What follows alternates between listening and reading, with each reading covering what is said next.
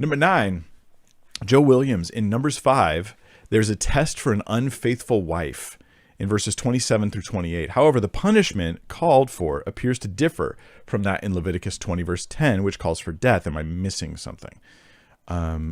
Numbers 5, verses 27 and 28.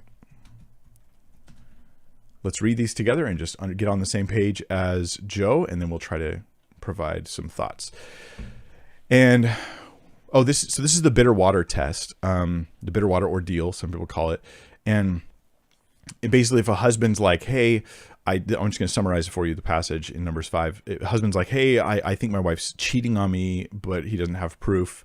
Rather than letting him just accuse her and her be guilty, or letting the jealousy and the worries fester, he could actually come and bring her and say, hey, let's do a test. And so God provides in the law. Now, this isn't a test anybody else can do right now. We're not under the law, and we don't have any guarantee that God would do anything with it.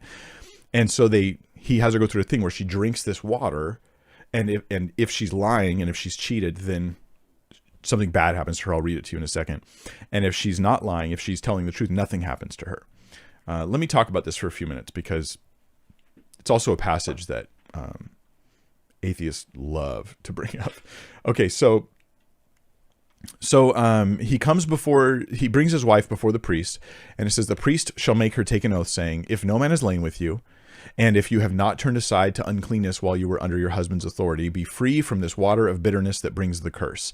But if you have gone astray, though you were under your husband's authority, and if you have defiled yourself, and some man other than your husband is lain with you, then let the priest make the woman take the oath of the curse, and say to the woman, the Lord make you a curse and an oath among your people, when the Lord makes your thigh fall away and your body swell. Now, this is a difficult phrase to translate from Hebrew to English. Your thigh fall away and your body swell. What does this mean?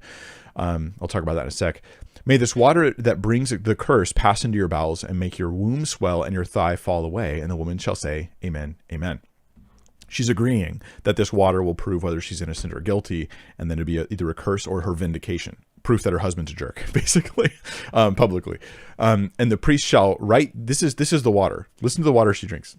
Write these curses in a book, right, and wash them off into the water of bitterness. So she's drinking water with some ink from the writing. This is not actually dangerous, not by itself. There's humanly, naturally, nothing would happen to her. Women could drink this all day and nothing would ever happen. Maybe their tongues would get dark. I don't know. And he shall make the woman drink the water of bitterness that brings the curse, and the water that brings the curse shall enter into her and cause bitter pain. And the priest shall take the grain offering of jealousy out of the woman's hand and shall wave the grain offering before the Lord and bring it to the altar. Okay, so let me read these are the verses you were getting at, verse 27, 28. And when he has made her drink the water, then if she has defiled herself and has broken faith with her husband, the water that brings a curse shall enter into her and cause bitter pain, and her womb shall swell, and her thigh shall fall away. Again, that challenging phrase to translate. And the woman shall become a curse among her people. But if the woman has not defiled herself and is clean, then she shall be free and shall conceive children. Okay, well, this last part here implies that she's never going to have kids as a result of this thing. But the question we have is, does this kill her or does it not kill her?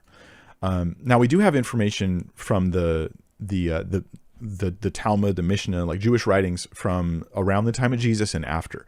And these writings suggest that I'm going to just give you the short thought here. The atheist will say, oh, this is an abortion. God's causing an abortion. Her thigh falls away, her womb, and all that. And the NIV translates it that way, I think, unwisely.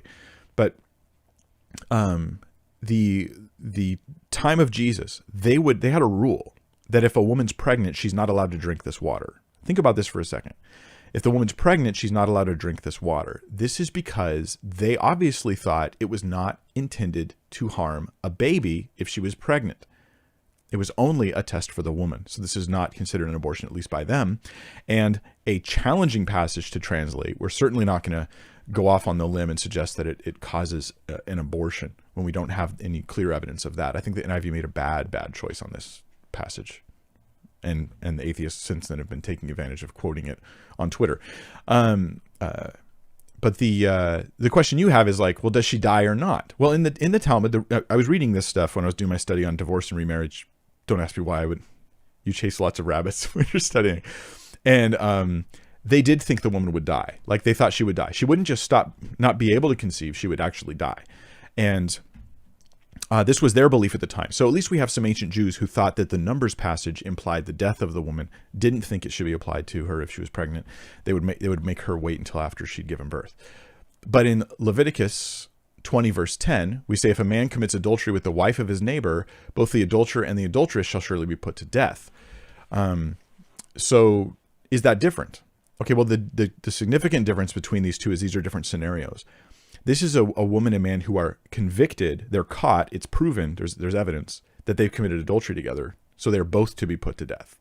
This, in the other situation in Numbers, is a husband who's simply jealous. He suspects something of his wife, and I've known husbands who've suspected things and been right, and I've known husbands who suspected things and they were just insecure, selfish, and paranoid. And so this is that scenario. So the bitter water is how you handle that scenario. It's just different situations. There's no proof, there's no evidence, so she takes this oath before God. Does it kill her, or does it just keep her from having kids? The passage isn't totally clear, and later Jews seem to think it killed her. And it's not abortion for those who bring that up.